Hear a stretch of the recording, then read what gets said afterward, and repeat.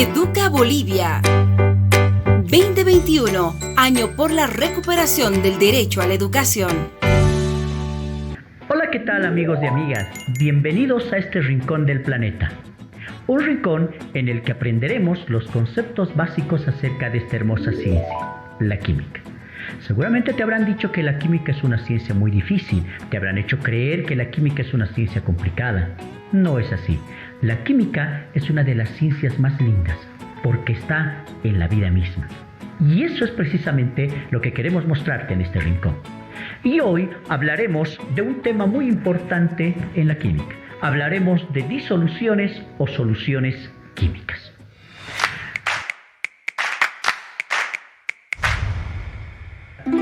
Para experimentar, seguramente creerás que necesitábamos material volumétrico, un laboratorio muy grande. Claro que sí, de ahí se sacan los conceptos básicos. Pero también se puede experimentar a partir de las cosas comunes que nosotros llevamos en nuestra casa, ya que esas cosas comunes también son sustancias químicas. Ahora, tú dirás, ¿y cuándo yo he preparado una solución? Por ejemplo, cuando tú preparas un café, estás preparando una solución química. Te preguntarás, ¿por qué? Para tú preparar un café, lo que utilizas es agua en un recipiente, que en este caso es un vaso, y lo que comúnmente haces es adicionarle el café. Entonces, analicemos qué es lo que ocurre cuando tú echas café en el vaso.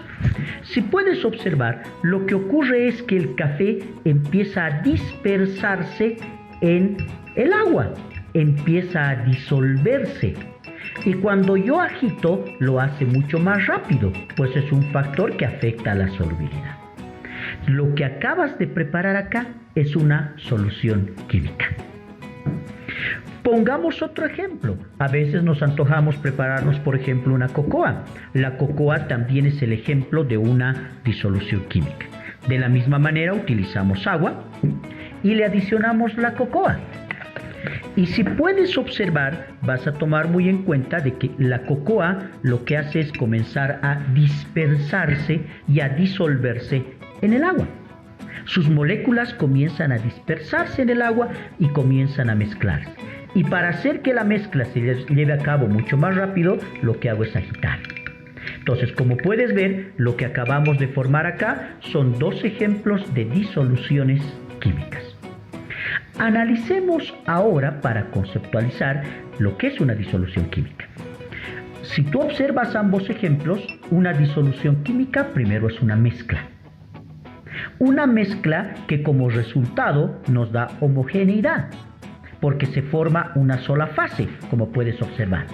Entonces, conceptualizando diremos que una disolución química es una mezcla homogénea de dos o más sustancias. Hablamos de más sustancias porque comúnmente a nuestro vaso de café le adicionamos azúcar. Es una tercera sustancia que se está mezclando. A veces la cocoa ya viene con azúcares, ya tenemos tres sustancias mezcladas o tal vez algunas otras sustancias más. Entonces, lo que acabamos de preparar son disoluciones químicas. Podemos decir que una disolución química es una mezcla homogénea, como tú has observado. Una mezcla homogénea. Las palabras que estamos usando son muy importantes, pues tienen un significado grande. No se trata de utilizar palabras por utilizar, ¿no? Entonces hablamos de una mezcla homogénea de dos o más sustancias. Decimos más sustancias porque recuerden que no siempre vamos a tener solo dos sustancias mezcladas, podemos tener muchas más. Pero analicemos cada palabra que estamos usando. La primera palabra que utilizamos es una mezcla. ¿Qué significa una mezcla? Seguramente te han dicho de que una mezcla, ¿cierto?, es aquella unión de sustancias en las que cada sustancia conserva sus propiedades. Entonces, en el caso del café con el agua, cada sustancia está conservando sus propiedades. Al conservar sus propiedades, estas sustancias se pueden mezclar. Y tú dirás, ¿cómo se pueden separar? Tú dirás, ¿cómo es que se pueden separar? ¿No es cierto? Si nosotros dejamos nuestros vasitos de cocoa y café reposar mucho tiempo, vas a poder observar cómo el café comienza a precipitarse a la parte de abajo. Entonces, por gravedad, comienzan a separarse. Ahora, hablamos de una mezcla homogénea. ¿Qué quiere decir esta palabra? ¿Qué quiere decir la palabra homogénea? Homogénea quiere decir que se forma una sola fase, como puedes observar en el caso del café y de la cocoa. Y quisiera que volvamos nuevamente a la experimentación para que podamos ver un ejemplo de cuando no preparamos una solución química. Voy a utilizar en este caso nuevamente agua. Como tú podrás observar, el agua es el disolvente que más utilizamos, pero esta vez voy a adicionarle aceite. Puedes observar que al adicionarle el aceite, ¿no es cierto? Mira, se forman dos fases. Entonces, al formarse dos fases, esta mezcla ya no es del tipo homogéneo. Porque puedes ver la diferencia. Para ser considerada una solución química, debe ser una mezcla homogénea. En cambio acá ya hay dos fases. Esto ya no es una mezcla homogénea. O sea, no se trata de que unamos sustancias y pensemos que ya es una solución química. No, para ser solución química tiene necesariamente que ser una mezcla homogénea. Si se forman más de dos fases, entonces ya estamos hablando, ¿no es cierto?, de una mezcla heterogénea. Por lo tanto, esto no es considerado como una solución química. Sigamos. ¿Qué más podemos decir? Cuando nosotros preparamos una solución química, a las sustancias que mezclamos las podemos reconocer, les podemos denominar con nombres específicos. Por ejemplo, a la sustancia que se mezcla en menor cantidad, que como en este caso es el café, a partir de ahora vamos a conocer con el nombre de soluto. Y a la sustancia que se mezcla en mayor cantidad, que en ambos casos es el agua, lo vamos a conocer con el nombre de disolvente. Entonces, de manera general, dos componentes van a tener las soluciones químicas, un soluto y un disolvente. ¿Cómo los reconocemos? A través de las cantidades. Recuerde muy bien, el soluto es la sustancia que se mezcla en menor cantidad, mientras que el disolvente es la sustancia que se mezcla en mayor cantidad. Teoricemos nuevamente porque a partir de esa teorización vamos a poder nosotros entender los conceptos básicos. Entonces decimos que toda mezcla, toda solución va a tener componentes. Básicamente dos componentes, ¿no? ¿Cuáles son esos dos componentes de cualquier solución química? Los dos componentes van a ser el soluto, que es el primer componente, y el solvente o disolvente. Algunos le llaman solvente, otros disolvente. Estamos hablando del mismo concepto. Y como ustedes han observado en la experiencia, soluto va a ser la sustancia que está en menor cantidad. Cualquier sustancia que se mezcle en menor cantidad, entonces se llamará soluto. Mientras que el disolvente es la sustancia que está en mayor cantidad, ¿cierto?